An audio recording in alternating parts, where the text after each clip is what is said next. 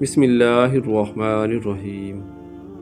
حضرت شعب المعلی رحمۃ اللہ علیہ تحریر فرماتے ہیں کہ ایک شخص نے حضرت کی خدمت عالیہ میں حاضر ہو کر عرض کیا، حاذا الباب العالی قبلۃ الحیاتی و ملجأ نجاتی، یہ عالی دربار قبلۂ حیات اور ملجأ نجات ہے، خاص میں ایک لڑکا طلب کرنے کی اس بارگاہ میں التجا کرتا ہوں۔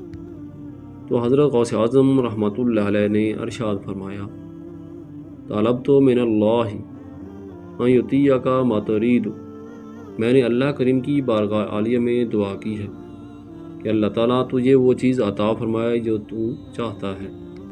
وہ آدمی روزانہ آپ کی مجلس شریف میں حاضری کے لیے حاضر ہونے لگا۔ قادر مطلق کے حکم سے اس کے ہاں لڑکی پیدا ہوئی۔ وہ شخص لڑکی کو لے کر خدمت اقدس میں حاضر ہو کر عرض کرنے لگا، حضور والا، ہم نے تو لڑکے کے بارے میں عرض کیا تھا اور یہ تو لڑکی ہے۔ تو حضرت غوث اعظم رحمۃ اللہ علیہ نے فرمایا، اس کو لپیٹ کر اپنے گھر لے جاؤ اور پردہ غیب سے قدرت کا کرشمہ دیکھنا۔